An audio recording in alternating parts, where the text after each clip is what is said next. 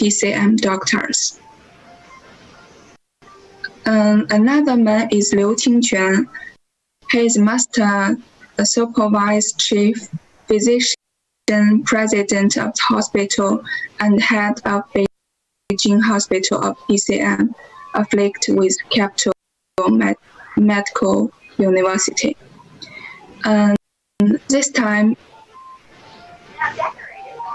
the Jiangxia Mask Hospital, it is composed of 29 experts from upper first-class hospital in Tianjin, Jiangsu, Hunan, Henan, and Shanxi, include TCM, respiratory medicine, imaging testing, nursing, and other specialists. Fortunately, my friend Yang Shuanzhu, master of medical, attending physician,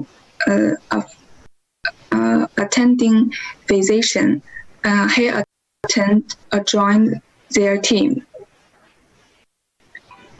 During the 26-day operation of the beginning, February 14, Jiangxia Makeshift Hospital admitted 564 patients, cured 392, and transferred the rest of the other hospitals. In this hospital, they applied comprehension treatment solution, primarily use the 清肺排毒 decoction, complete by the 太极八段锦 and acupuncture treatment.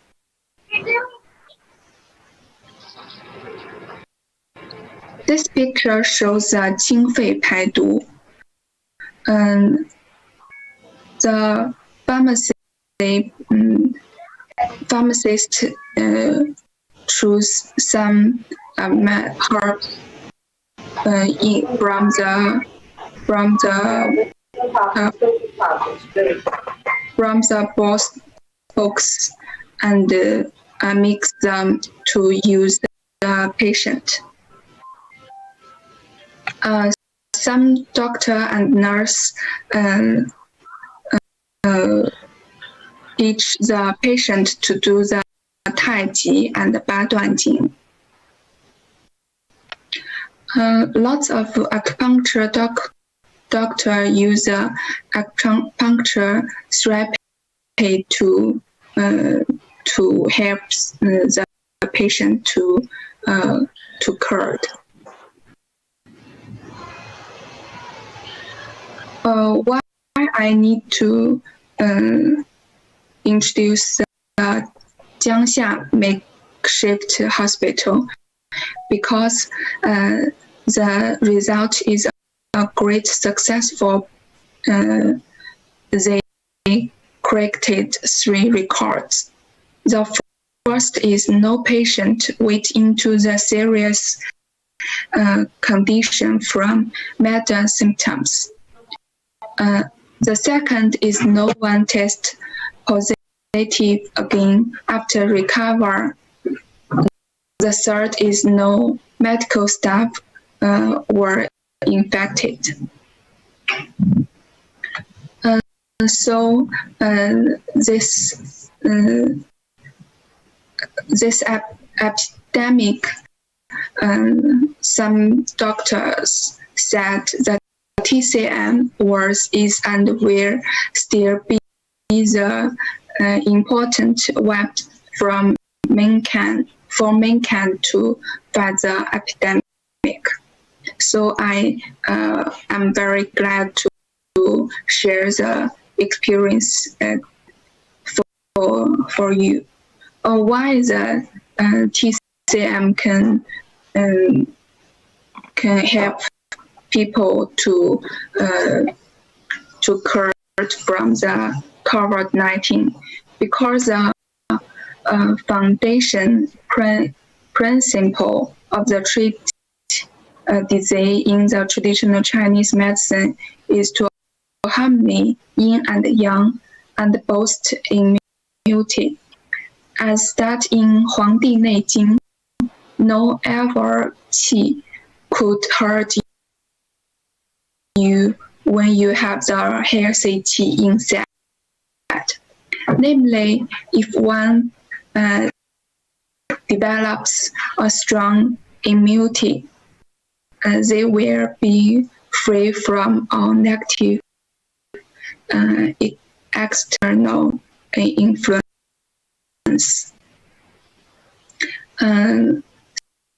So the key of the TCM treatment is to improve the human body's immunity, not just against the virus.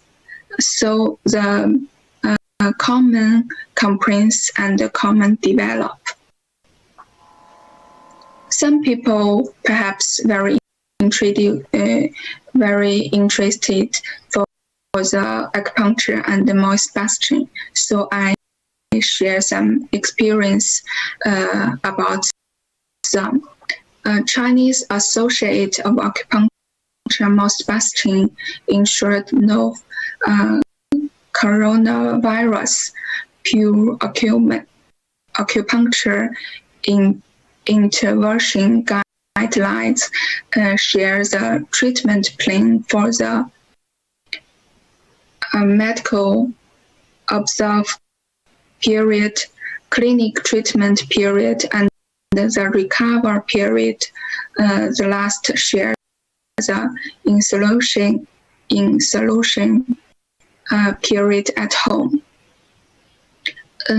So when you are still under the medical observation, you can choose the one of the three major group of the acupuncture. Each time you can pick one or two of them to acupuncture. Moreover, you should choose appreciate point communication according to the corresponding symptoms and signs.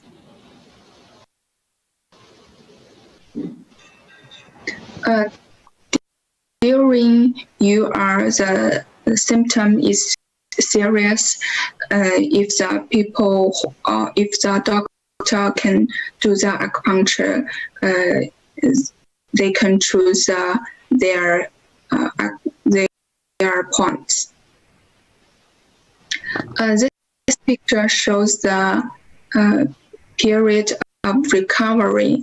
Some acupuncture points can help you. And if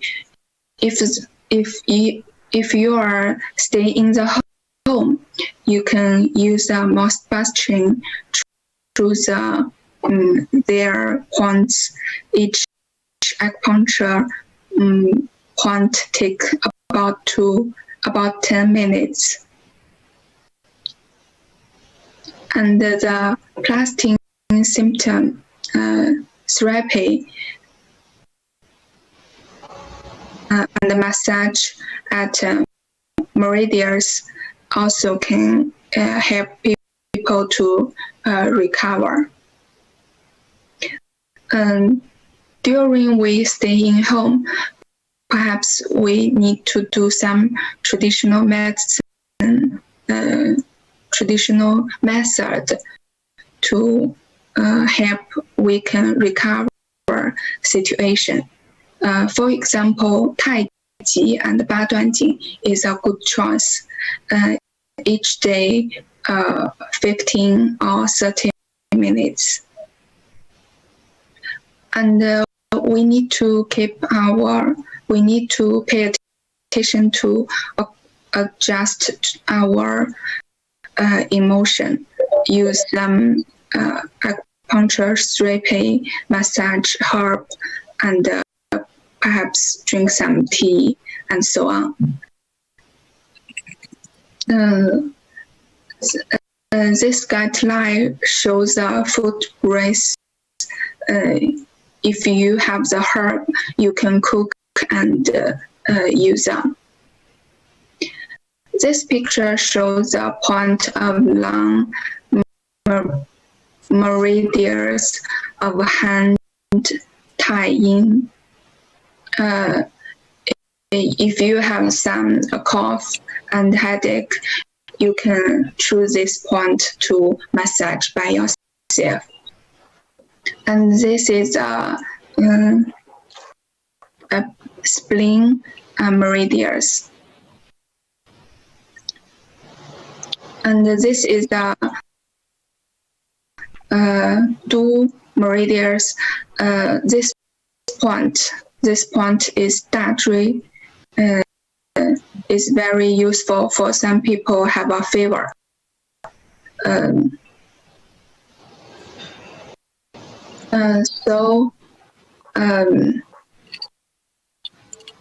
Okay.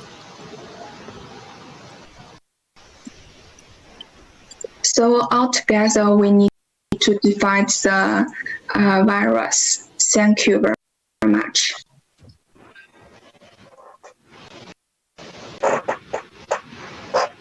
Thank you, Dr. Wu. So now we will ask Director Ma, the chairman of the China Latin American Center, and Thomas from Brazil, the chairman of IBRACHINA, to officially open this conference.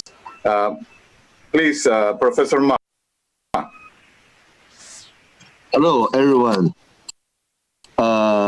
Firstly, I would like to say thank you to all of you for your time and your concern to this pandemic situation.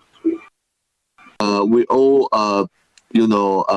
take care of people in Brazil, and we concern your situation. So as the chairman of the Latin American Center at Beijing Language and Culture University, we would like to share our experience and help all the people to deal with the COVID-19 virus in Brazil. And we would like to use our resources and our relations to help all of you. And thanks, Professor Hector, Dr. Guo, to share your expertise. And I think with our joint effort, we can control the disease, and we can help people to save lives. Thank you again, and thank you for your time and your effort. Thank you. Thank you, Director Matt. And now the event will be hosted from Brazil, Sao Paulo. Hello, Thomas. Hello, Hector. Thank you, Hector. Thank you, Professor Ma. I want to greet also Dr. Kuo, Dr. Dexter, Dr. Padilha from Brazil, and Dr. Otávio. It's a great pleasure to have everybody here in this meeting. We want to know the experience of China according to the COVID-19 and the experience that we can share here also in Brazil. And let me introduce myself. My name is Thomas Law. I'm the president of IBRACHINA. IBRACHINA is a social cultural institute that has the mission to promote and integrate both cultures, Brazil and China. So it's a great pleasure to be here, Hector, and let's discover more about the Chinese experience. Thank you. we have Dr. Chen or Dr. Dexter. I just want to make sure Dr. Chen is on the room now. Okay, so let's. So we have Dr. Chen and his presentation. Mike, good morning in China. Good evening in Sao Paulo. So now you need to set up your audio and make your presentation.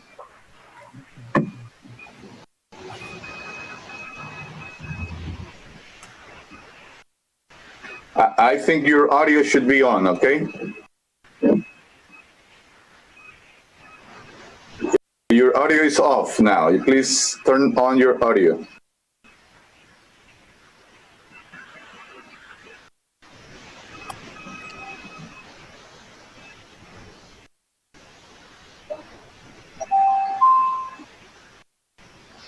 I'm on, right? You're on, yes. Go ahead. Okay. And I just remind everyone that we're being broadcast by the Facebook and YouTube channel of IBRACHINA, and I also understand the Brazil Bar Association. And also, we thank them for this broadcast, as well to the Casal Català TV and radio channels that are broadcasting not only for Brazil, but also for all over the world. Thank you so much. Go ahead, Mike.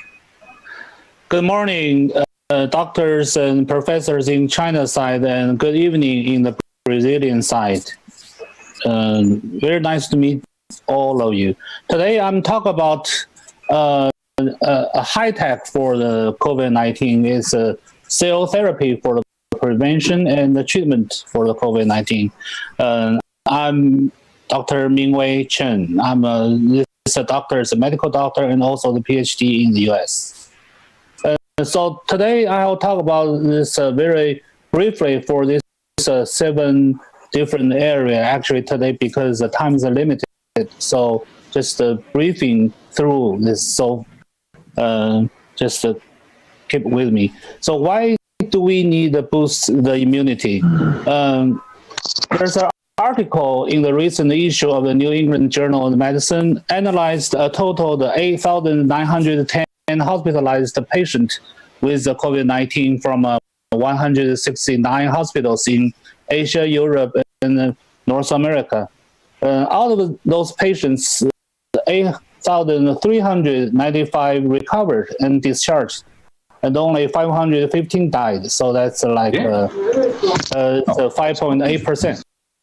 The mortality rate for was 10% for those who was over 65 years old, and only 4.9% for those under 65 years old. Here has 4 different mortality. The first one, the mortality rate was 14.2% for those with COPD, and only 5% is otherwise. And the mortality rate was 10.2% for those with CAD, and only 5.2% otherwise. And the mortality rate was 11.5% for those with arrhythmia, and only 5.6% otherwise. The mortality rate was 15.3% for those with heart failure, and only 5.6% otherwise. So from the above the statistical results, we know that the main reason of the deaths caused by the COVID-19 was a basic diseases and a lower immunity. Therefore, it is very important to boost our immunity. So here I'm talking about the NK cells prevent the infection of the COVID-19. From this graph, actually, there's a relationship between the NK cells and the immunity and infections for human whole life. This research published many years ago. So the the blue line, blue curve, that's our immunity lifetime. And the orange one, that's an NK cell. NK, that's a natural killer cell. It's an ability and it's a curve. And the gray curve that's represents the infection, disease, or cancer in our lifetime. So from this graph, actually, we can see if we can keep our NK cell in a certain higher level, so the disease infection will be keeping a lower level. So what is the natural killer cells? Probably many doctors knows, but I just say that. NK cells are the most important fighter, which is responsible for cleaning in our body for the abnormal cells, such as the aging cells, microbial or tumor cells, and also actually against the virus.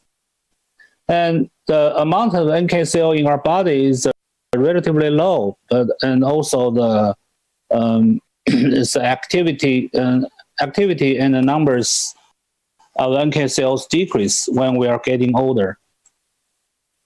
So how to boost the immunity by the NK cell? Actually, just simply supply the exogenous NK cells to maintain the dynamic balance of the endogenous NK cell bank in our body and maintain its normal activity. Sounds very easy, but it's not that easy. So as NK cells prevent infection COVID-19, apply the NK cell therapy to the people who are not infected by the COVID-19 yet. So in this stage, we don't need vaccine to prevent. We can use the NK cell instead. It's a very good news. And also, I'm talking about the stem cell to treat actually the COVID-19 here. So what is the stem cell? Stem cell is a group of the primitive cell with unlimited self-renew capacity. That's the first character of the stem cell. And also potential for directional differentiation. That's the second character. So mechanism of stem cell therapy is synthesize and secrete the cytokines and can against the virus, and also adjust the immune responses in a controlled manner. And also the synthesize and secrete many vascular and tissue growth factors, promote the recovery and the reconstruction of damaged vascular and alveolar tissues.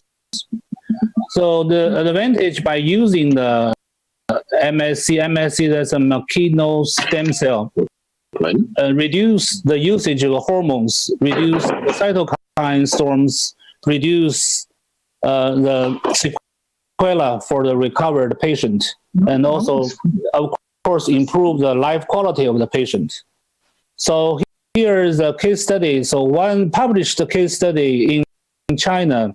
The 7 patients were enrolled in 1 mild case, 4 severe, 1 critical. So single venous the MSC transplantation was performed. In this study, the significantly improved the lung function in all patients in 14 days. And 2 patients with a wild type, mild type, and 1 patient with a serious type was discharged on the day 10th. And all symptoms were disappeared in all patients in 2 to 4 days. A normal biochemical, the critical liver and the heart was reached.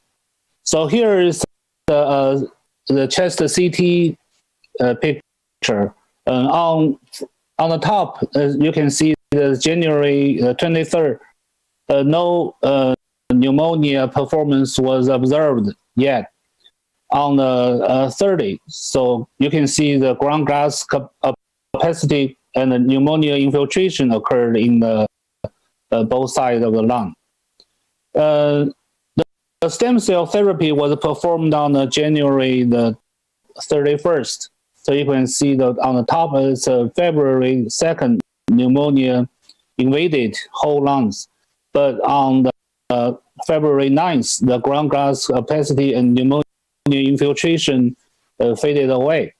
And on the 15th, so only little this ground glass opacity can be observed. So it's a very significant.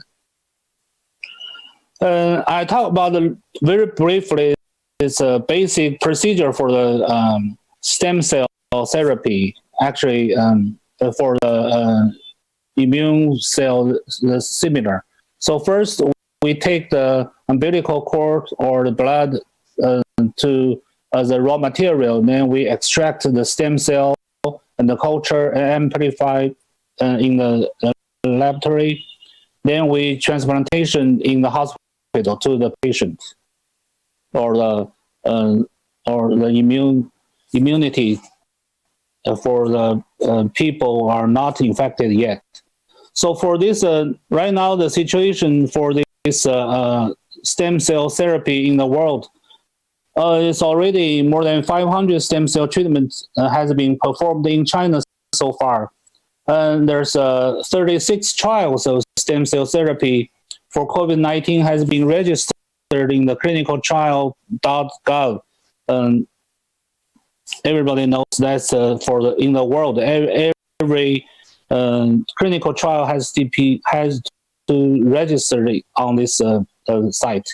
So it's among these 36, 13 in China, 10 in Europe, and 7 in the US. So actually it's a lot trial going on. Among these 36 trials, 33 use the MSC, 1 embryonic stem cell, and 2 use a cord blood stem cell. So the conclusion sentence: the cell therapy is safe and effective for prevention and treatment of COVID-19. Thank you very much. If you are interested, any small topic we can expand it. Actually, I can. This speech I was prepared for 45 minutes, but I was told the time limit, so I just brief go through it. Thank you very much again. Thank you, Mike. So go ahead, Thomas, and introduce the doctors from Brazil. I know Dr. Padilla and Dr. Octavio are ready with us. Go ahead, Thomas. And I just want to thank Luis Eduardo Vidal, a dear friend from Brazil, my classmate at Tsinghua University Law School. And we have a great coincidence. The Health Code of China was approved. And one of our professors was a leading lawyer for developing this. And I know we're some lawyers here with doctors. I think it's a good way to work toward very positive social change. Now go ahead, Thomas. Thank you, Hector. I'm glad to introduce our Brazilian doctors. First of all, Dr. Alexandre Padilha. He was a former Minister of Health in Brazil. He is a specialist in infectious disease physician. So he will be talking to us about the Brazilian experience. And also with Dr. Otávio Berwanger. He's a cardiologist and director of the clinical in Hospital Einstein, one of the largest hospitals in São Paulo, Brazil.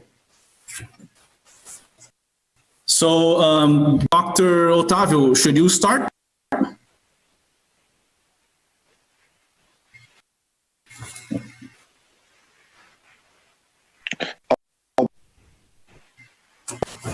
Octavio is without the microphone. Yes, can you hear me now? Yes, Octavio. Just one question on Chinese side.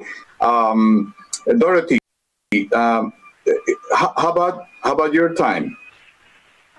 I'm good. I'm ready. Okay. So if I present first, or I can go after Otávio. That would be fine. Maybe ladies first. Dorothy would like to go first. Okay. Thank you so much. So I'm going to start sharing my screen, and I'm so excited to hear what all of you have said, because I feel like we're all talking about the same language. It's how to make the body stronger so it can resist COVID. So it's not about having the number of testing kits, which I've seen all over the world. You just need to test as many people and get the vaccine. This is the goal, and this is a big term, a long, medium-term goal, but we need to make the body stronger to help fight COVID first, and hopefully the vaccine will be available soon. So I would like to talk about the role of primary care in COVID-19 prevention and treatment. And it's just interesting because we're talking about what is known in China. And I was sharing some of this experience and evidence-based food that we should eat with my patients. And I was telling her, one of my Chinese patients, I was saying, how can I get this knowledge out to as many people here in China as I can? And she said, you know, people know this already in China. So I really think one of the richest parts of Chinese culture is this ancestral knowledge of what to eat, what not to eat, how to stay healthy. And I think the rest of the world, we need to learn, because perhaps we were not raised with this inner knowledge or wisdom in choices. So I'm basing my presentation on the research that's been done by several universities in the US and in China and around the world. And it's an integrative medicine perspective. I'm a family physician in Beijing United Hospital here in Beijing. And I'm originally from Ecuador, so I really feel I can understand what Brazil is going through, because Ecuador is going through a very similar situation. And I've been very closely following, and it's interesting and painful, and there's lots of learning and lots of positive things as well. So I think it's important to keep everything in mind. So in the stages of COVID prevention and infection, it's important to know there's two phases. First, if we could prevent the person from ever getting sick, this would be ideal. And then once they get infected, hopefully they would not develop the pulmonary complications or the cytokine storm. So these are two phases in which we can act. So in the pre-infection, of course, this is a huge opportunity. If we can keep people from getting the virus, this would be our best intervention. And then once they get sick, hopefully their immune system is so strong that they don't get the cytokine storm or the lung complication. So how to limit exposure? I think this is very complex, especially in countries where there is no order. From a cultural level, people don't obey. If you tell them to stay home, they say, no, why should I stay home? From an administrative level, if the government doesn't agree if people should stay home or not. So it has this very multi-layered characteristic. So one thing that I thought was very useful here in China is the clear establishment of fever clinics.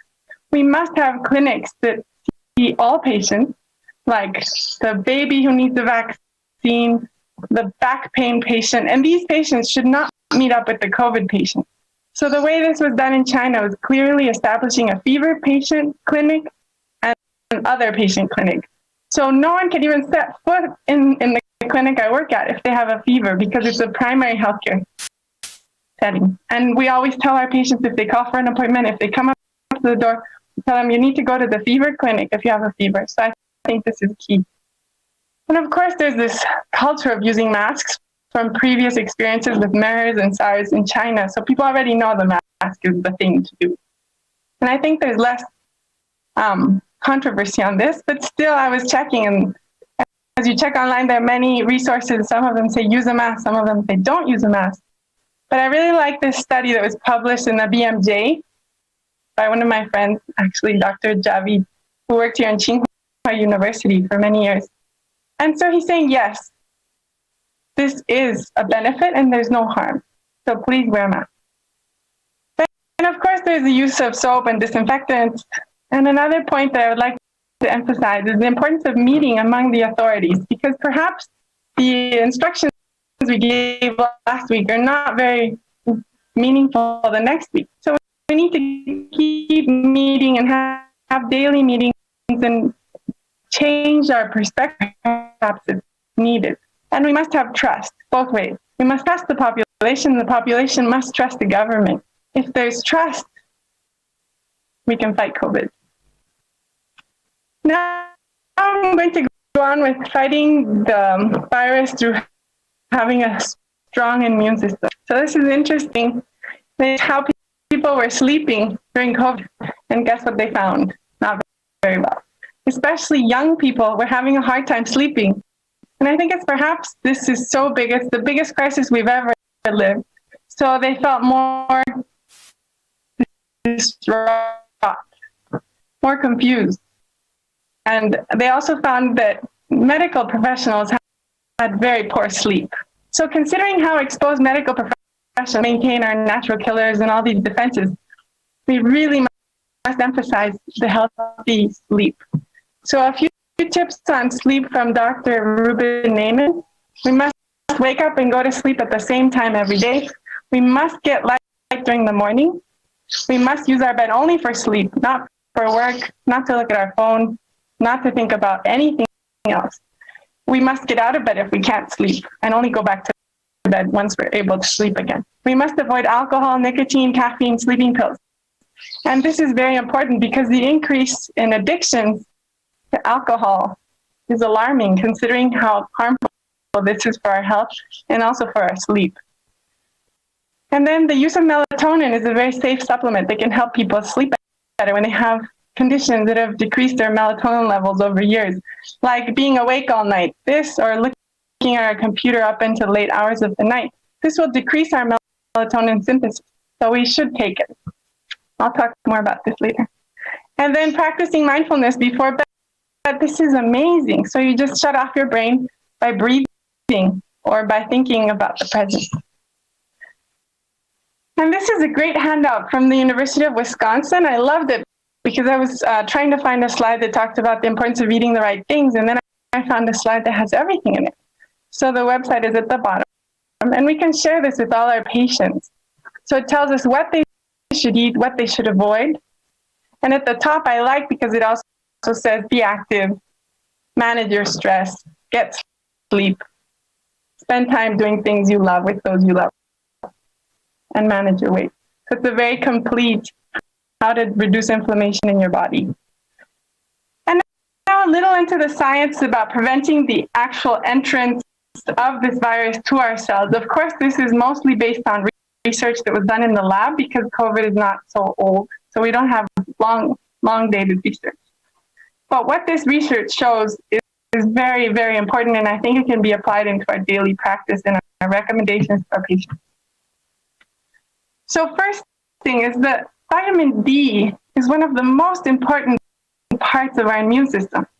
And this, all of us, if we've been in lockdown for 4 months, our vitamin D, I'm sure, is not perfect because we get vitamin D from the sun.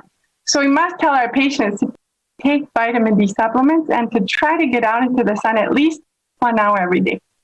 And I'm sure Dr. Octavio knows about this as well, how important vitamin D is for heart health. And so not only the immune system, but our whole body, our brain needs vitamin D.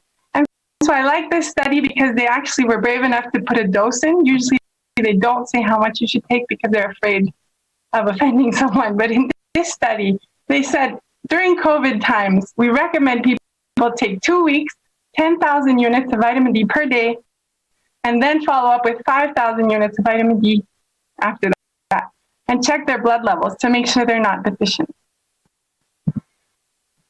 Now, this is a plant that will prevent attachment and replication. I'm not sure if you have this plant in Brazil, but I'm guessing you do because we have it in Ecuador. So it's called sauco or tilo. And this is amazing because it really works. It helps prevent viral attachment and replication. And this has a grade A level evidence for preventing influenza. So we still don't know in COVID, but in influenza it has very good research. This is a beautiful plant as well, very common here in China. This is one of the things people here just know because they know for cultural reasons. Huang Qi or astragalus is very good at preventing viral attachment. And the other day I went shopping, they had it in the mall right on the shelf. You could buy some astragalus to use every day. Another very important supplement that you can also get in your food if you eat oysters or seeds or nuts or whole grain is zinc. And if you don't get enough through your food, you can take 20 milligrams a day of zinc. And this is amazing because it prevents viral replication within the cell. So if anyone is sick with COVID, they should take zinc supplement.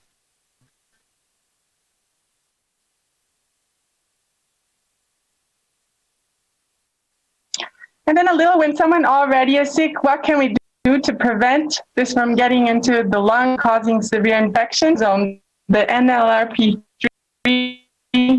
inflammasome is a signaling platform. It's responsible for the overactivation of the immune system. So what can we do? They found studies in mice finding the exact link between the NLRP3 inflammasome, and if they inhibited it 3 days after the infection in these mice, then there was a decrease in the inflammation without decreasing the viral elimination. So this is what we want. We want something that will stop the inflammation without stopping the immune system. And then NFKB inhibition also improved survival in mice with coronavirus and had respiratory syndrome.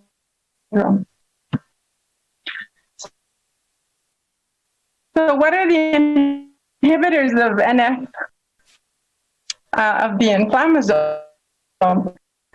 We have vitamin C, and this they have used in many ICU units. They use it IV and orally. I believe patients can take 2,000, and it's important that they drink lots of liquids. And some people get gastrointestinal disturbance, so they can regulate their dose, and this will help with the process in the body. And it's been studied, and there's this huge review of human studies that shows that vitamin C is helpful in decreasing the common cold. So melatonin, as I said before, not only will it help you sleep, it will also decrease the inflammation of the NFKB. And so by this, it will reduce the likelihood of you getting pneumonia. So if you can't sleep, take melatonin. The dose 0.8 is enough. Most ones you buy have like 3 milligrams, but all you need is 0.8. And now flavonoids. This is amazing because any country you go to, you can buy flavonoids in your market. How do you know it's a flavonoid? Is any fruit or potato or leaf that has color. So where are the flavonoids? There are more than 4,000 edible flavonoids in the world. We can eat them all. And what will they do? They will decrease this inflammation and all the signaling of this inflammatory platform. And of course, you can buy it in supplement as well. Quercetin, I love this one because everywhere in the world you can get onions, right? Even in the tiny store in the tiny town, you can find an onion or an apple, hopefully. And so this has a potent anti-COVID effect. First, it doesn't let the COVID into the cell, and it also helps the zinc in. And what's interesting, they found that this and hydroxychloroquine have a similar action. They're both ionophores, so they both increase the entry of zinc to the cell. So I recommend everyone increase their onion intake. Garlic, again, a great part of Chinese culture is eating lots of garlic. And this has a great role in activating the immune cells and also decreasing inflammation. And green tea, everyone has seen people here walk around all day with a jar of green tea. And it tastes great once you develop the taste for it. So green tea has a very, very anti-inflammatory effect. If anyone is sick with COVID, they should be drinking green tea.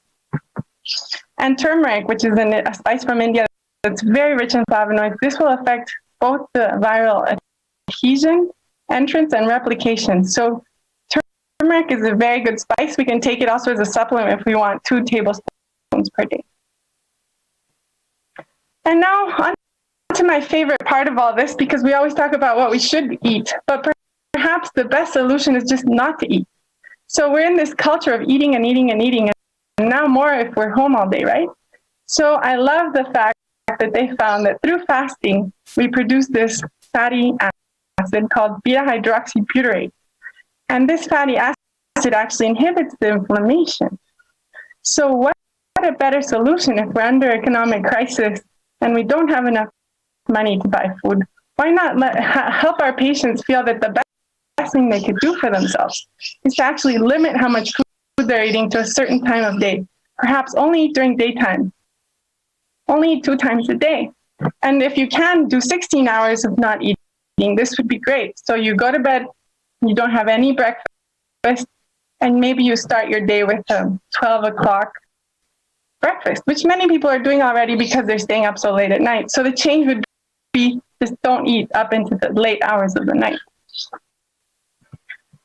And then an alternative that I think may be more popular with some people to fasting is this fasting mimicking diet, where you feed your body things similar to what it would be burning if it were burning your reserves. So you eat plant oils that are anti-inflammatory, like olive oil, avocado, coconut. And you eat vegetables like broccoli and cabbage and onions. And you make salads or soups, like vegetable soup would be great. And so what you do is for 5 days, this is how they use it with cancer patients. They gave them 5 days of this food where there's 1,000 calories per day. And they found that cancer patients had a much greater survival. And I think it's all linked to what Dr. Chen was talking about, the NFK, the natural killer cells.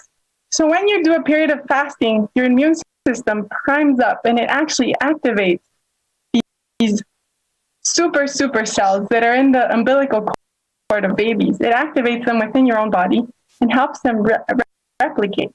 So fasting turns out to be not such a sacrifice, because you're sacrificing maybe 1 or 2 meals a day, or maybe 2-3 days without eating all that you would want.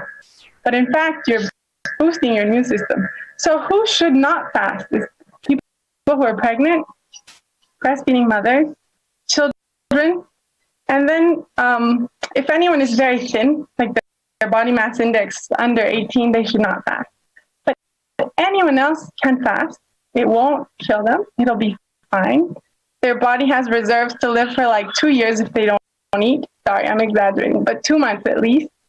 And basically, it's something that we can tell our patients to do that won't add any cost to their existence. Like if I tell them to go buy melatonin or go buy some apples or berries, maybe they don't have the money for it, but everyone can afford a fast. So this is the good thing about fasting. And also, it's the results in diabetes and cancer and cardiovascular disease are just mouth-opening. Amazing.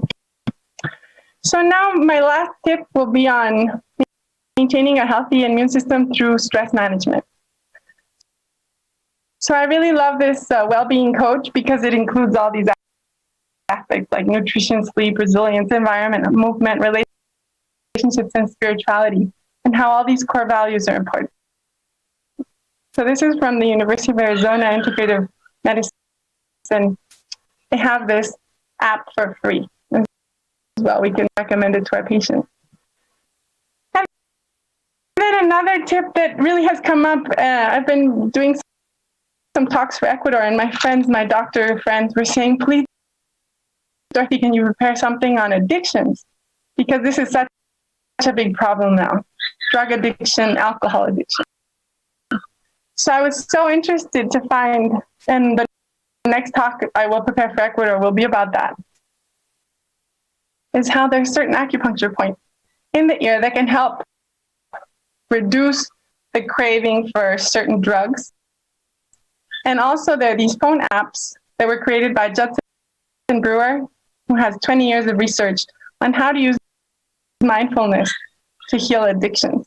So I encourage you all to check out these resources. And then my final message to everyone and to myself is always that altruism switches off thoughts of fear and turns them into love. So whenever we're feeling afraid, we can get up and do something, and then the fear will go away. So this is also a message we should share with our patients. If we see they're too anxious, too worried, we can say, well, who do you think you could help? Where do you think your help would be needed most? And so thank you very much, Hector, for this invitation and for everyone who's here today. And I can't wait to hear your presentations from Brazil. And these are some online resources that I'd like to share with you all. The first one is the website, has lots of resources for COVID-19, the Integrative Medicine Arizona website.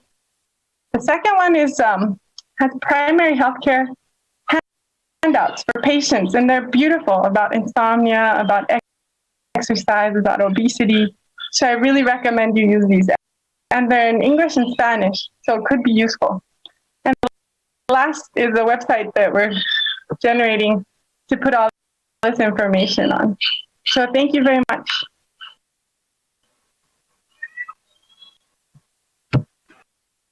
Thank you so much, Dorothy. Dorothy Dexter from Ecuador now, family doctor at Beijing United Family Hospital.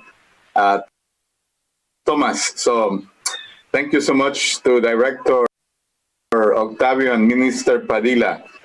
We are very eager to listen to them.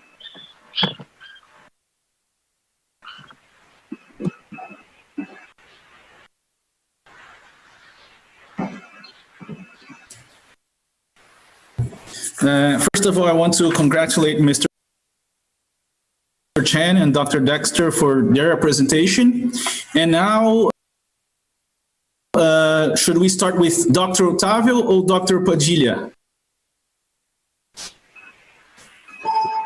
It can be Otávio. It can be Otávio. Go on. Okay, Otávio, you have the word. Dr. Otávio is director of the Academic Research Organization at Hospital Israelita Albert Einstein in São Paulo, and is very famous in Brazil. No, not famous, but a great pleasure to be here. So thanks very much for the honorable invitation, Thomas. It's a pleasure to be with the colleagues from China. I've been to China 3 times, and was some of the best trips I ever made. I collaborate a lot. I'm a clinical researcher, so I collaborate a lot with China. Always been great to interact with you, and congratulations for the great presentations. Congratulations for this event. So I'll try to share my screen here to present some slides. So allow me just 1 second. Presentation should open in a few seconds here. Hopefully we'll be able to see them, the slides. Yeah. Okay. Can you see my screen? Yes, it's very clear. Okay, thank you very much. So I'm a cardiologist by training and a clinical epidemiologist, and I work conducting clinical trials and doing clinical research and epidemiological research.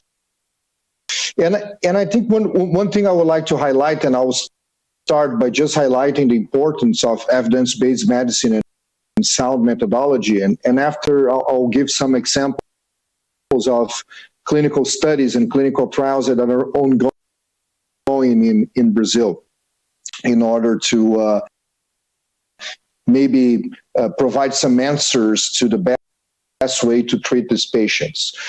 And the first thing that I'd like to highlight is, of course, I think since World War II, this is probably a moment that challenged several generations here. Probably none of us have ever faced such a big crisis and a big challenge, and this crisis goes beyond health. It has a lot of impacts on our society, on political issues, on economic issues. So it's truly a complex situation. Of course, people are very anxious and concerned on what's coming next. Every 24 hours, things seems to shift. And The problem with situations like that is that sometimes we seek simple answers to a very, very complex problem. And sometimes the simple answers can be wrong. And this goes once again beyond just healthcare and beyond research. But in order to address this problem, and now I'm talking about in terms of healthcare, we really need to study properly the interventions. And I'll give you an example here. Of course, it's very different because it wasn't a pandemic. It was a very serious disease, but concentrated in one country.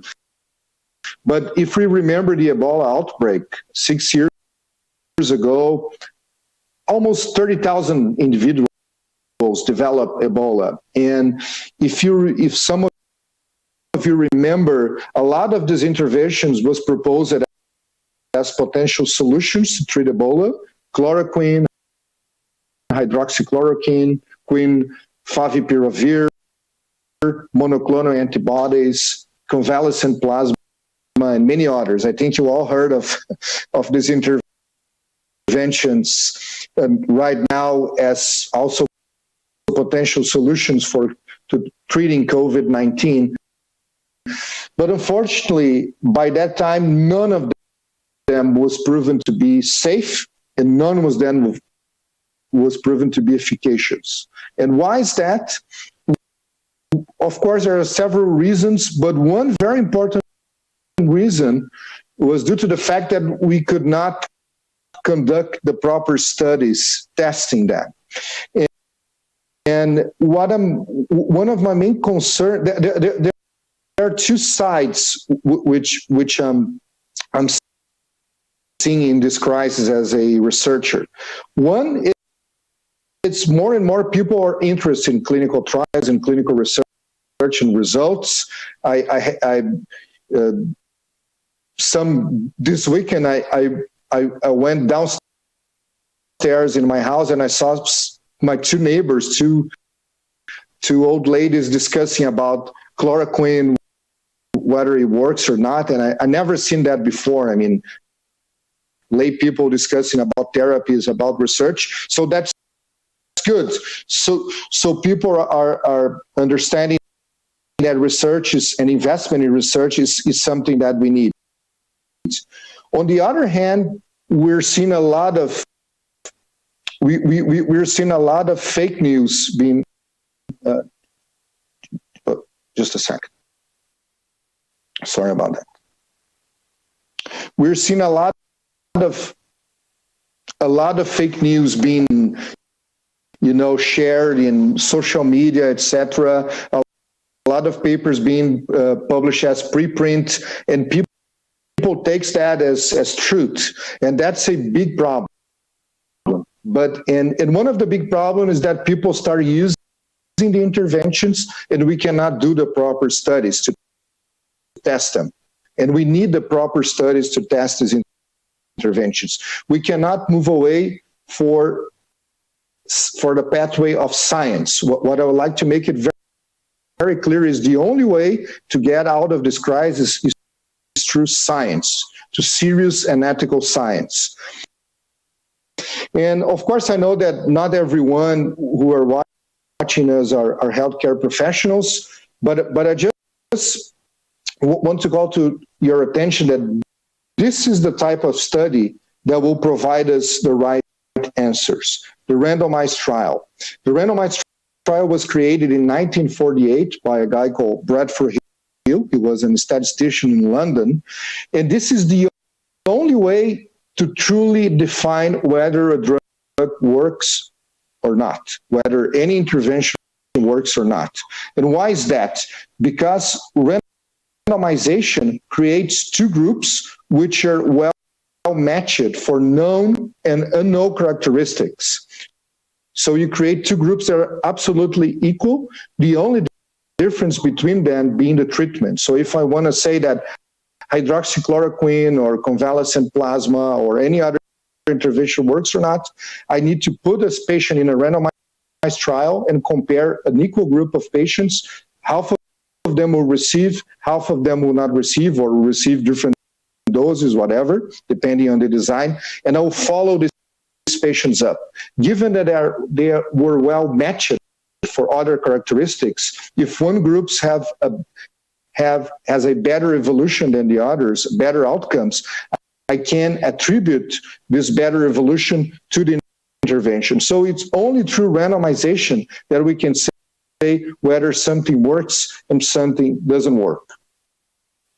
And especially when we have studies which are large studies that are measuring important outcomes for patients like mortality, need for mechanical ventilation, length of hospitalization, quality of life. If we are measuring this type of outcomes, then we can be sure that the therapies really work.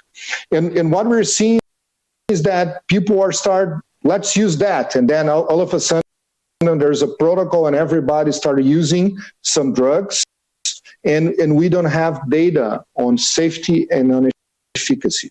And that can be very dangerous if we start using something that we don't know if works or not. And more than that, if it can cause some harm. So it's much better to conduct the proper trials than to start using things with a lot of uncertainty. When we have uncertainty, the most ethical way to treat a patient is through a clinical trial. And why I'm saying that, and that has a lot to do with things that are being shared in social media and in fake news. If we look at, this is a very interesting publication, and they're saying that the likelihood of some types of research of being false.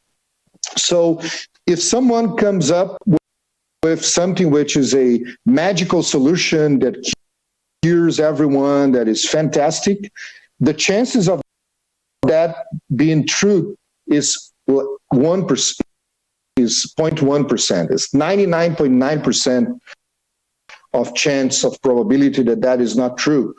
When we have observational studies, as we are seeing right now, they can be true, but still the likelihood of the findings being confirmed is only 20%. When we have a well-done randomized study, this type of study that I just mentioned, then the likelihood goes to 85 to 90%. So that's the way where we can find therapies. Of course, when we're talking about therapies, we don't need randomized trials for everything. I mean, in terms of diet, well-being, and etc., there's no harm, the opposite. So, of course, we don't need to do large trials with that. We can, but we can use these interventions. But when we're talking about drugs that can cause adverse events, we need to do the proper studies. That is a must. That is something we cannot forget. We need the pathway of science. There's no other pathway than science. And sometimes people get very excited. We have a small study which is not published in a peer-reviewed journal, is in a preprint format, and all of a sudden when there's a super effect, and people like what we call the statistically significant effect. But once again, if we go back, depending on the type of research that you have, there's a high chance of these findings being false. So we must be aware of that. And that's very important. And we learned this lesson before in other areas, in my area, cardiology, in several other areas. And sometimes we think we are doing the best for our patients, the best for our society, but we are not looking at the environment, and the environment can be dangerous sometimes. So I'm really, once again, I'm really happy that our society, that lay people are interested in the results of clinical trials and whether these drugs work or not, this is a very positive thing. I think now people realize that investment in research should be a priority. On the other hand, it's very easy for people to take some truths which are not exactly correct. Once again, coming back to the easy answers part. So in terms of pharmacological therapy, as you know, a lot of drugs are being proposed as potential solutions, so that's good. But we need to test them, and we need to use them properly in randomized trials. So we have a lot of drugs like IL-C inhibitors that can prevent cytokine storm. Of course, chloroquine and hydroxychloroquine ended up being something which goes beyond science, and I think it should, at this moment, be restricted to science, to clinical trials.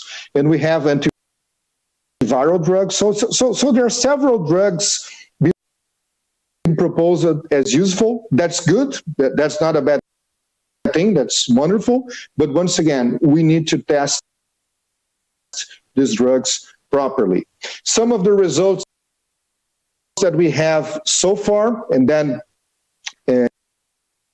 and in the end, I'll show you very quickly what we're doing in Brazil. But we have some trials of lopinavir, ritonavir results. This was not a very large trial, so still there's uncertainty about this drug. The most promising drug so far seems to be remdesivir.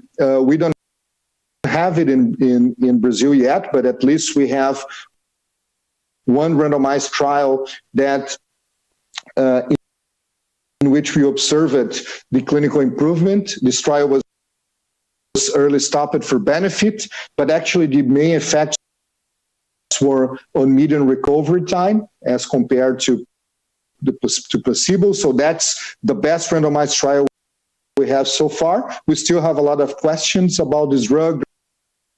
There's a lot of cost effectiveness issues, but at least we have a proper trial testing this drug published in a high impact journal. And one important thing, why we need to randomize, why we need a control group, and why we need comparison, is that people tend to interpret drugs that way. If my patient dies, or if he needs mechanical ventilation, his outcomes are not the ones we expect, we tend to say, oh, that's because of the disease. The disease progressed. Unfortunately, the patient did not go well.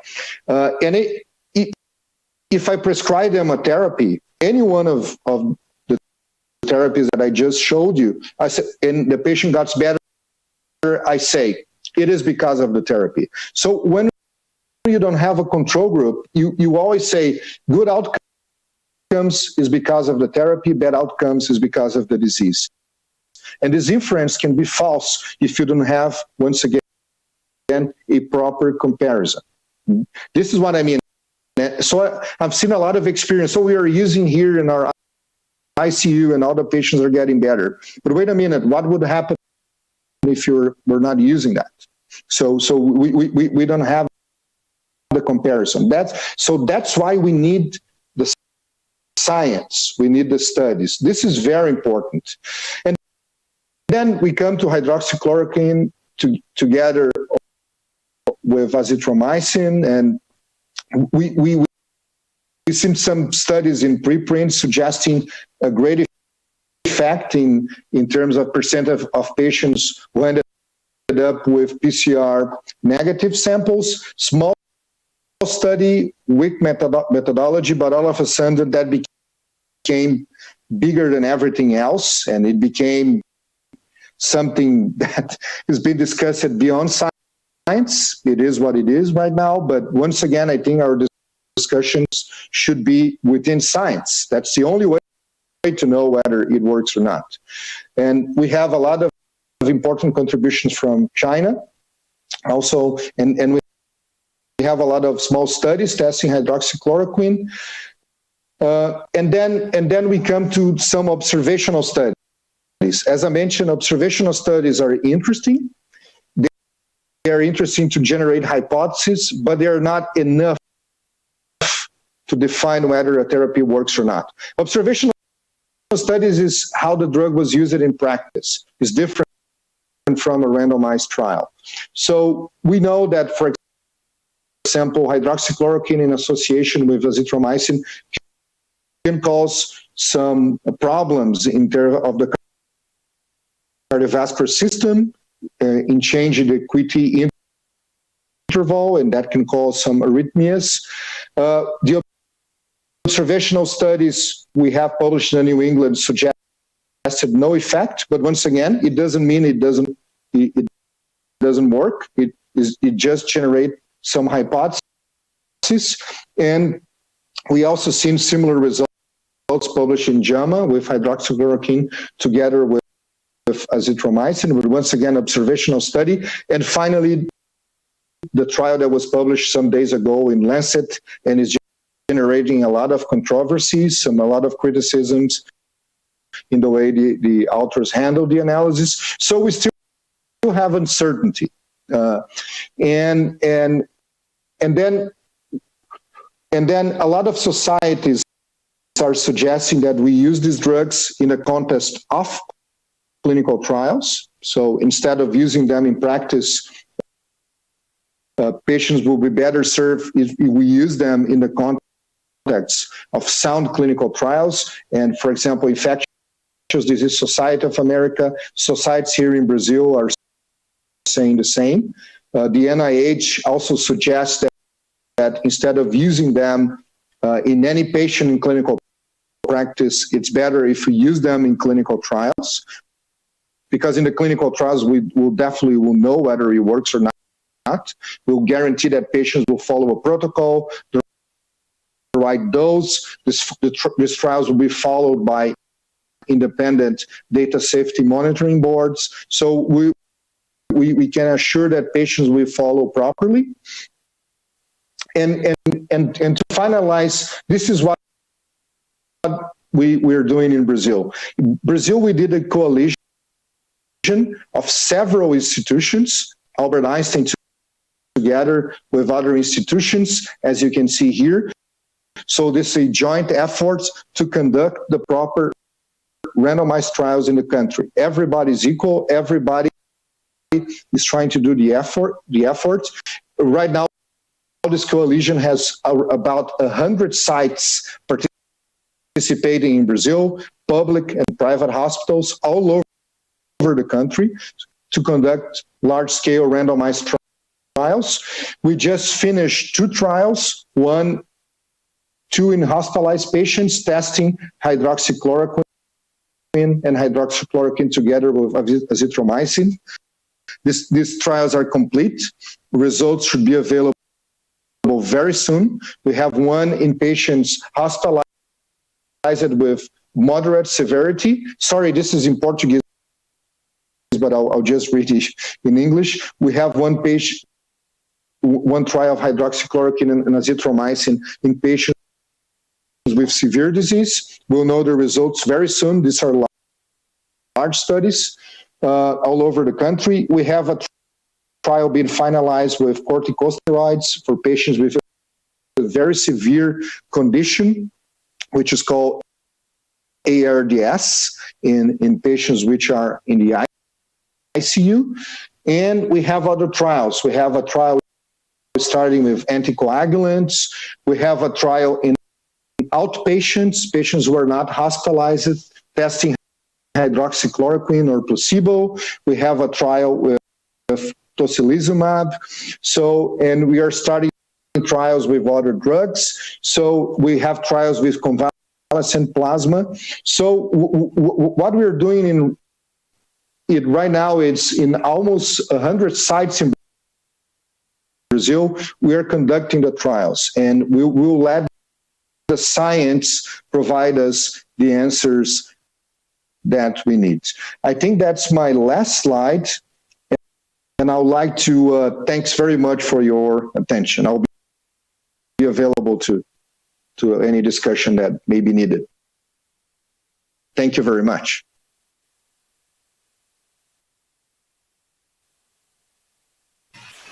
Thank you so much, Dr. Octavio, for your scientific presentation. And we have now it very clear. Thomas, and Minister Padilla also is with us. Well, we really want to thank him. Normally in China, the minister will go first, but he has been very humble and let us have all the doctors from China due to the special circumstance that some of them need to go back to hospital. So thank you, Minister Padilla. Go ahead, Thomas. Okay, so I'll introduce Minister Padilla. Alexandre Padilla, he was former Minister of Health in Brazil. He's a specialist in infectious disease and physician. And nowadays he's a federal deputy in Brasilia, the congressman. So you have the word, Mr. Dr. Padilla.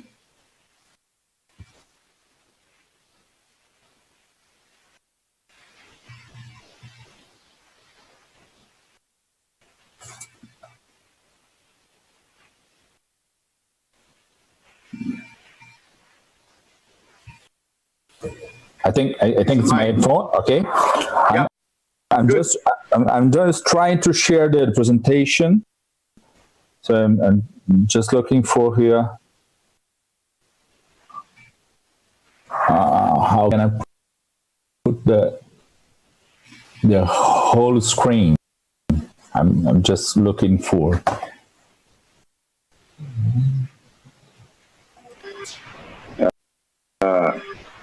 I'm trying to. Padilla, you can press the button present. Yes, I'm just looking for it. It's in the slide. Padilla, tá no lado superior direito. Tem um botão amarelo chamado Share. Ali tem present. I got it. Yeah. I got it. Okay. Okay. Thank you.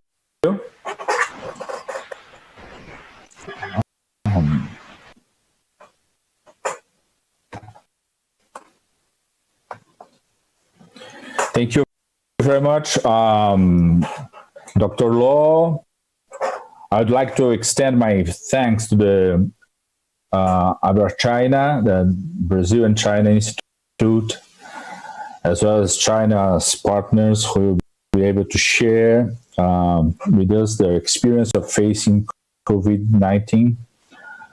I was just remembering when listening to Dorothy and to go, my last visit to China as a former minister, it happened in 2013, and I could be able to visit the National Eye Institute, which was very, very interesting because in the same big hospital, sharing the experience of traditional medical Chinese and the most advanced Occidental medicine in ophthalmology. So I was very impressed. So I was just remember that, listen to Dorothy and go talking about the traditional Chinese medicine. And I've already been presented. My name is Alexandre Padilla. I'm an infectologist here in the University of São Paulo. I'm still acting as a university professor and following patients, even though I have been member of the Brazilian National Parliament since 2019. I've been the Minister of Health of Brazil from 2011 to 2014, Law has already presented. So I worked during the H1N1 pandemic in 2009. I was Minister of Political Coordination of Brazil, so I followed the actions of the National Health Ministry and regional and local governments at that time. At the end of the 19th, I coordinated a unit of my University of São Paulo in the Amazon region, which is another region of Brazil, far from São Paulo and the north of Brazil.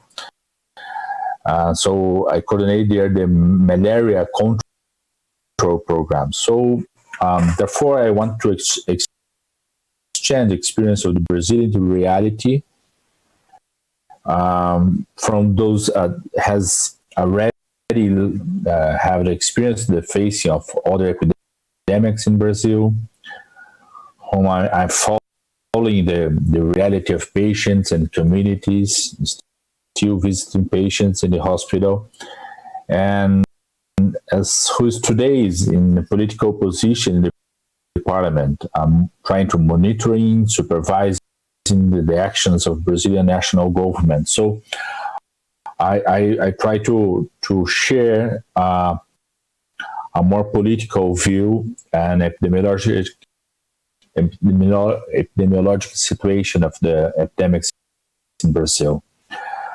Brazil is today the epicenter of the pandemic of COVID-19. This data is from June the 1st that indicates that we are already the second place in the number of cases. We now occupy the fourth in the total number of deaths, and we do not even start our winter period. So we probably will progress in number of cases and deaths in our country. In addition to this very worrying position of Brazil in relation to COVID-19,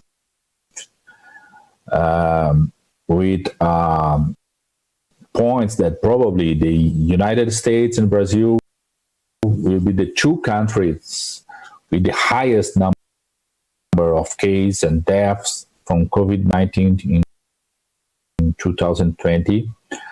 I would like to point out that Brazil continues to have these numbers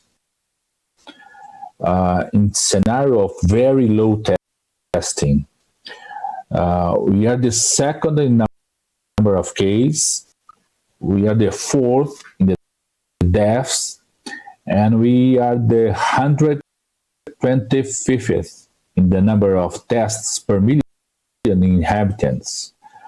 Basically, because the federal government has not prepared the country for a policy of mass testing in Brazil. Recent studies over investigation of deaths, records of hospitalizations due to severe acute respiratory syndrome, and serological surveys conducted in Brazil revealed, among other aspects, that we should have 7 to 11 times more cases than confirmed ones, and 35 to 65% more deaths among those registered.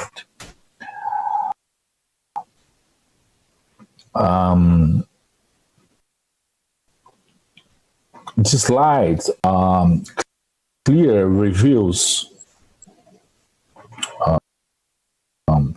Sorry, let me change the slide.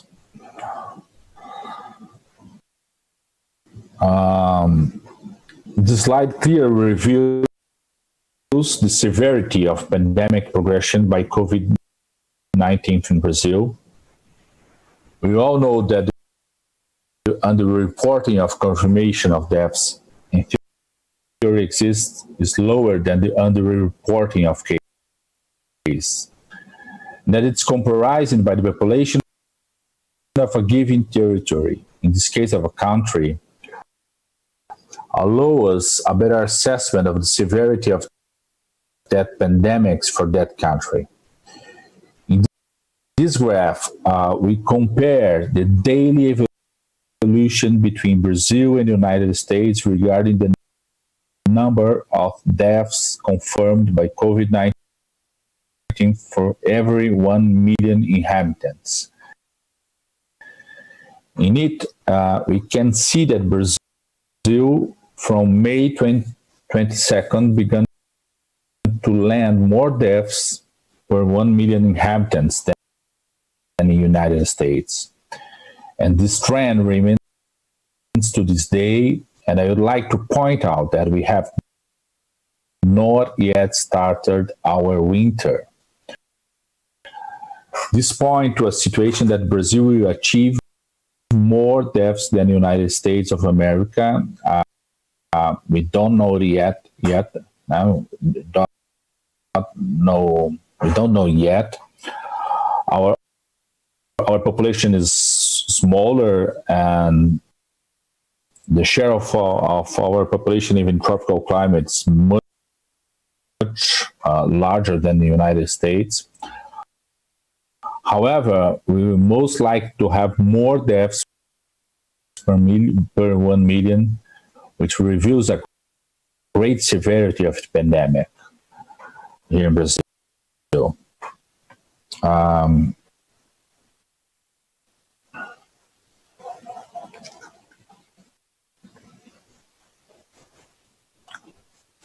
gonna show another slide so can be faster the presentation.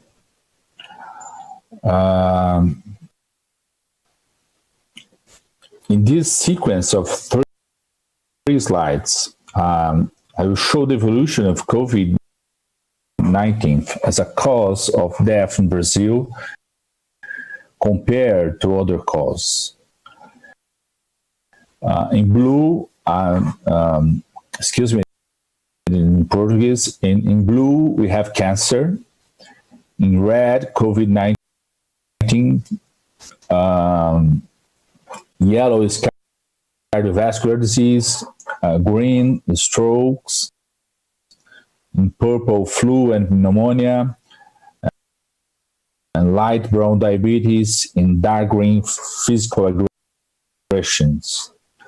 So the first case of death of COVID-19 in Brazil was reported in early March, just 30 days after, 30 days later from this first report, COVID-19 was already the third daily cause of death in Brazil.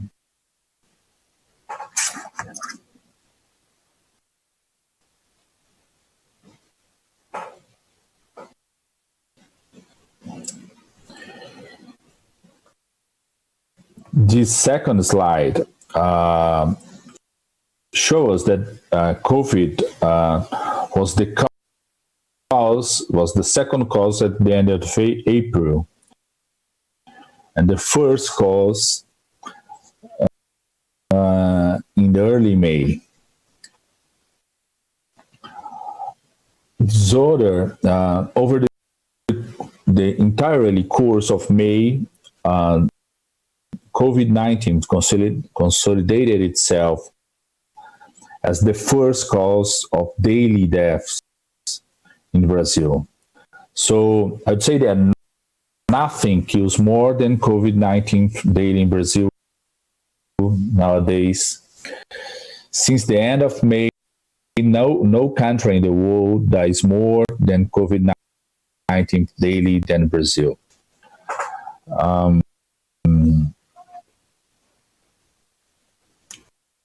I will share with you this a slide that can show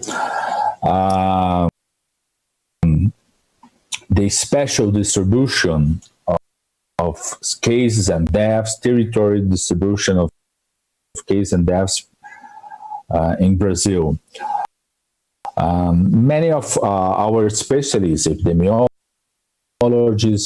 infectious disease specialists, at the beginning of the pandemic in Brazil, they believed that COVID-19 would have a kind of a spatial distribution, a concentration of cases and deaths very similar to the H1N1 pandemic in 2009 and 2010, which were strongly concentrated in the southern states,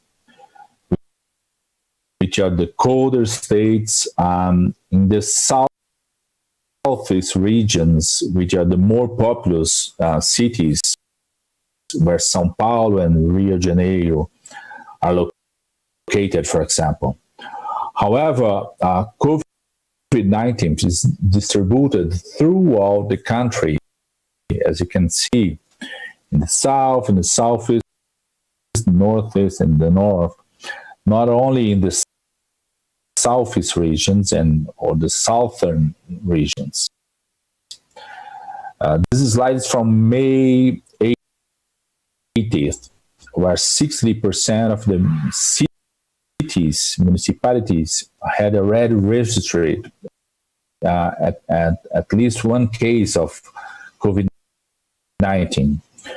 Today, about 80% of the municipalities already have at least one case.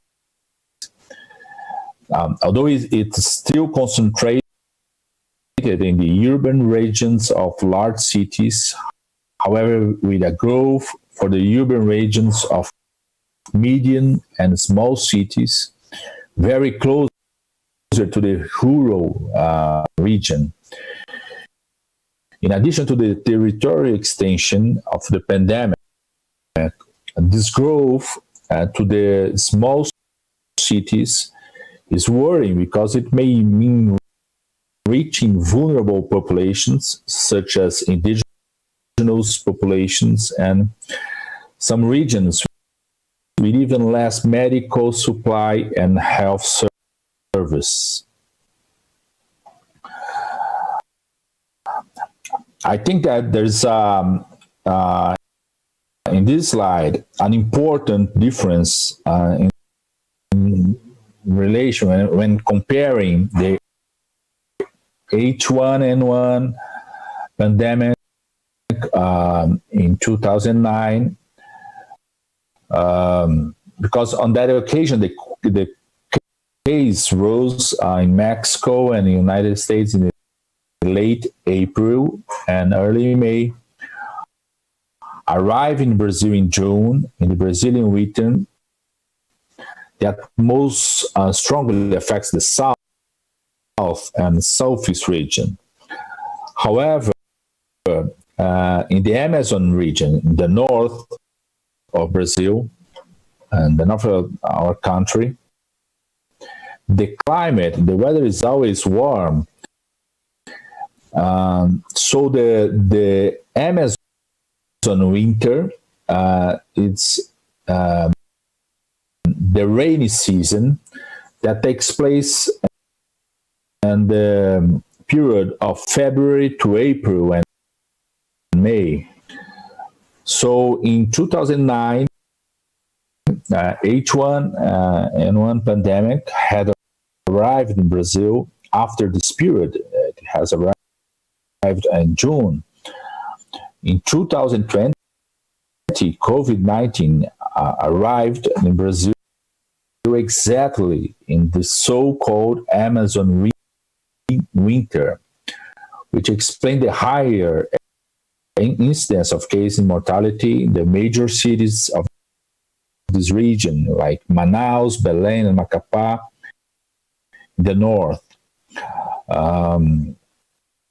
The largest national serological survey conducted in Brazil, it has been coordinated by the Ministry of Health, conducted in the third week of May, revealed about 3% of infected population in large cities in the southeast region, such as São Paulo and Rio de Janeiro, and about 3% in large cities in the northeast regions, such as Recife and Fortaleza, and at about 10 to 20% of the large cities of the Amazonic regions, such as Manaus and Belém.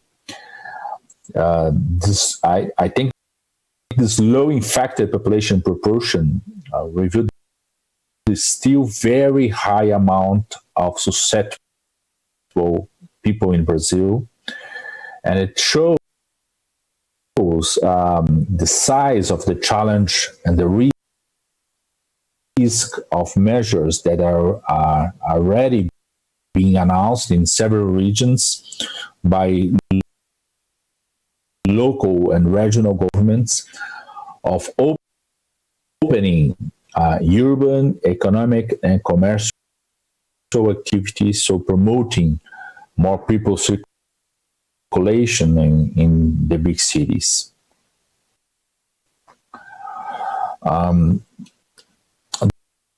The major concern of any country in COVID-19 is the collapse of its health system. In Brazil, it's no different, as our main concern at this moment.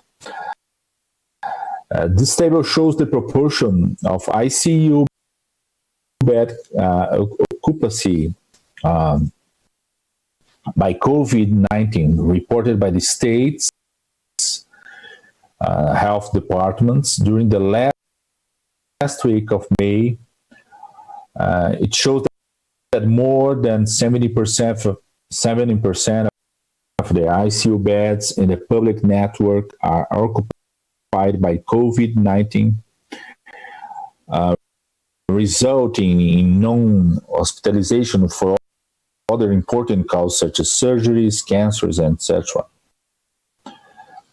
The health system in Brazil is quite hybrid. Although we have a universal public national system for the entire population, about 25% of the population has private access to private plans that in their largest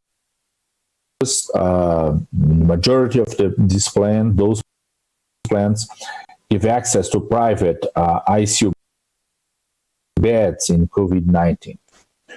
About half of these ICU beds are available in the public system. About half of these ICU beds available in Brazil are in the public system. And the half of the other beds are exclusive for this 25% population that have private plan. Just information, more than 60% of the public ICU beds in the public network were opened in the period of 2009 up to 2015, after the H1N1 pandemic. Since 2016, this progression being stopped.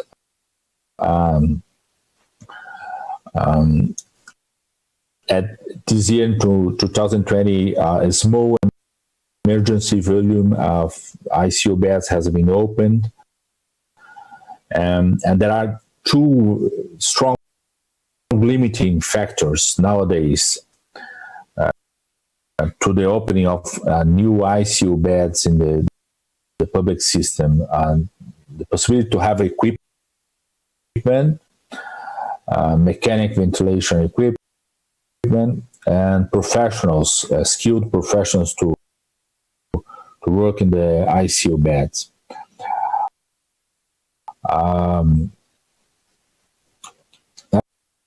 I'd like to address what I would say 6 more general challenges that I consider to be important for us in Brazil, considering those 6 challenges as kind of opportunities in the relationship with Brazil and China, as our colleagues have presented here. The first big challenge is that Brazil is now experiencing a critical moment in the pandemic of the COVID-19. A number of issues of this critical moment related to the severity of COVID-19 itself, as observed in several countries, with a stronger economic, social, and greater developments than Brazil. Some of the aspects are specific of our Brazilian condition, for example, social vulnerability, poverty, housing and transportation conditions in cities, weakness of our health system. But at this moment, it's already internationally recognized that the message of the national political leadership, as Otávio has told,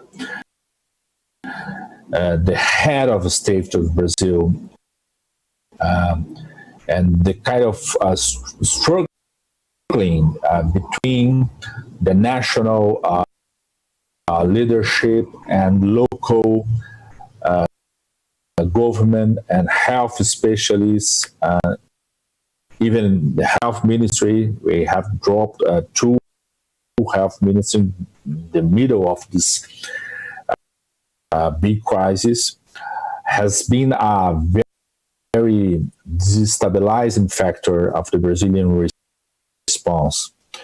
In the sense, the national parliament sought to establish a kind of a permanent commission for seeking consensus with parliament, or with members of the parliament from various several political sides, from the several regions of the country, all of them with a good experience in health management, to try to monitor and propose some measures to the national authority, to the national health system. This commission has established a permanent panel of experts trying to discuss in the light of scientific evidence, as Otávio told, about the various issues that is struggling and facing this critical moment of the pandemic in Brazil. Even the discussion about how to achieve vaccines and pharmacological therapies, how they can be accessible for the population in Brazil. I'd like first to reinforce the suggestion that the Institute AVI.TeleSonda and our partners establish a permanent relationship with this Parliament Commission, of which I'm a member, in order to comply with the decisions of public policies and opportunities for cooperation that can be driven or affected by those political decisions. The second challenge, I would say that Brazilian people have for decades developed a several ways to organize themselves in communities, especially in most vulnerable areas, learning to survive, create knowledge, develop social technologies, you have to create different solutions for this reality that they will be different from those adopted for COVID-19 in the northern hemisphere, especially in Europe. We need to build for this particular reality of inequality countries such as Brazil and other southern hemisphere countries. We only learn and develop such social technologies in these vulnerable realities if their community leaders and ways of organizing themselves can participate in those decisions.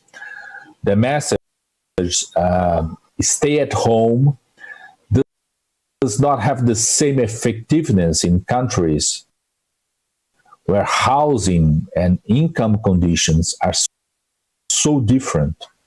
In countries like Brazil, the message has to be stay in a protected community. And the way to protect it still needs to be developed. In this sense, monitoring technologies, modalities of distance teaching, access to fast and sustainable internet, technologies that quickly expand access to clean waters. Those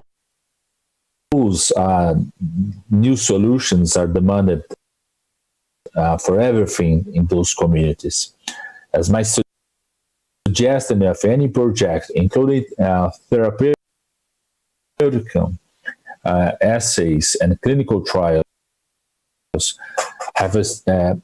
must have a strong participation and trying to mobilizing the organizations of these communities. I can say that it's how I learned in malaria control experience in the region, in the Amazon region, for example.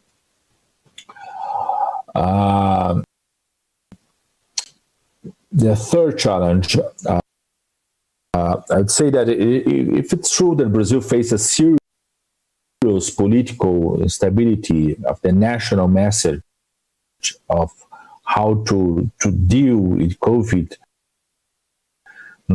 pandemic, it's true also that local and regional governments have approached scientific specializers and trying to follow the recommendations of the World Health Organization. And that you have to know that the most part, the most proportion of the health system management, particularly the public health system network, is from the local and regional government. Those that are open hospital, expand testings, hire professionals, organize network monitoring of signs and symptoms, use technologies applications. So I would suggest that reinforce the partnership with local government. I'm showing here the Northeast governors, state governors consortium, but I can show this state of São Paulo government initiatives, the South states initiatives. So I would suggest that more partnership with the local governments. The fourth challenge, I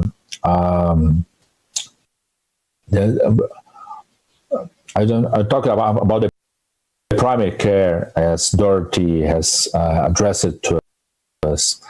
Brazil has the hospital network absolutely compromised by COVID-19 at this moment. But Brazil still use little the large network of primary care, healthcare that covers today about 70% of the population, that have thousands of professionals and health agents in those communities, in vulnerable communities, very strongly connected with the territories, with vulnerable territories. They know who are the vulnerable population. They know the patients with comorbidities, the patients that are at risk. They know the reality of people, how they live. This large primary attention network in Brazil today lacks clear guidance of what they can do, what they should do. They are without any strong equipment and technology that allow them how to contact those severe patients. They have no equipment that can help them to identify signs of early warning of evolution about to severe case. They have no protective equipment for health workers, and those professionals at healthcare management, at primary care management, they are linked to the local government. The local government manages the primary care in Brazil. So I really think that's a great support to the primary care in Brazil, particularly the health agents, family, community, medical doctors can strengthen the Brazilian response at this moment of the pandemic. The fifth challenge, I would say that Brazilian national government has not prepared the greatly expand of Brazil testing capacity. We are low testing country at this moment. This expansion nowadays is limited by the difficulty of acquiring test kits in the international market. And this demand is still growing in Brazil. It's limited also by the training of professionals and researchers to develop and analyze test kits. Although this capacity is driven by the national government, the regional governments, particularly local governments and the state governments, and some of them very big state governments, like the managing scales of 40 to 50 million inhabitants, for example, as São Paulo state, as the Northeast, they care of 40 to 50 million inhabitants.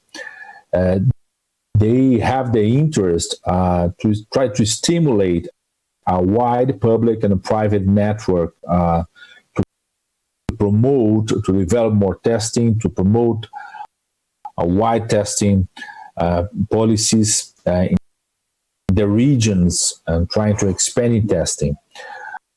Those local governments, they need partners who can contribute with kits, offering kits,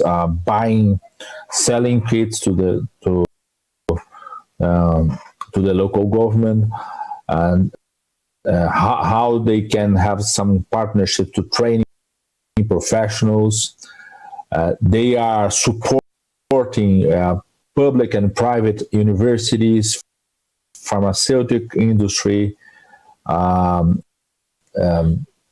private laboratories to try to expand,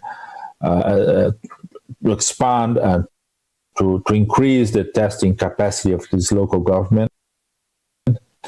And I think that they can mobilize more laboratories, a public and private health network.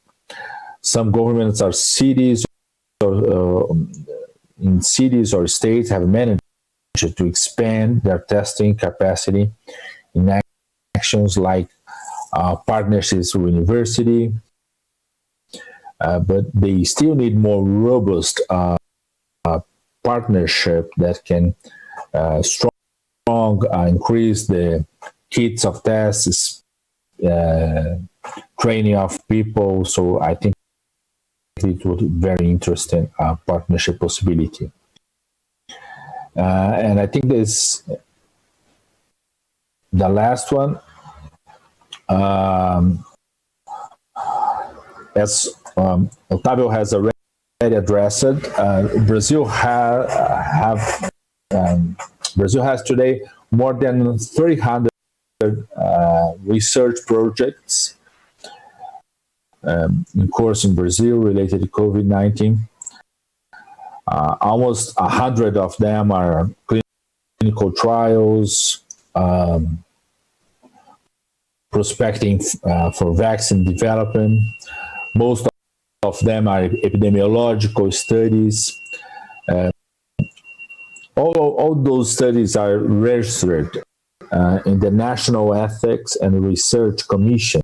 It's a national commission linked to the Ministry of Health.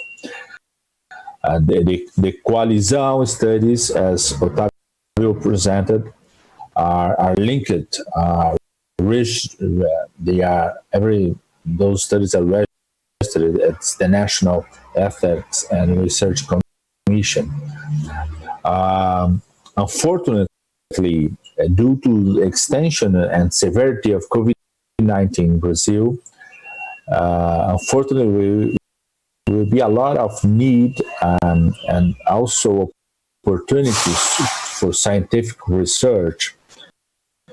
And it's possible to have a detailed diagnosis of those research group, the experience and capabilities through the data of this commission. So I would suggest a strong partnership of the Chinese colleagues, AVI.TeleSonda with this national and ethic research commission in Brazil. And at the end, I would like to thank the opportunity and be available to our colleagues if you have any question. I try to point out here what I would say is nowadays this scenario of current reality, but also the scenarios of possible partnership to be developed that can reduce the suffering of the Brazilian people and try to accumulate knowledge and experience between Brazil and China. Thank you a lot, and I will be available to our colleagues. Thank you, Minister Padilla. A very clear and scientific lecture. And at this point, Thomas, how about we open for a few questions that have been posted on the Zoom. I have one. It says, how can the conclusions from science be shared in a simple way to the lay public? And in which way the lessons from China in terms of science education could be promptly applied in Brazil? So I guess this question is for all the doctors. I don't know if if we can start with Dr. Chen, because he was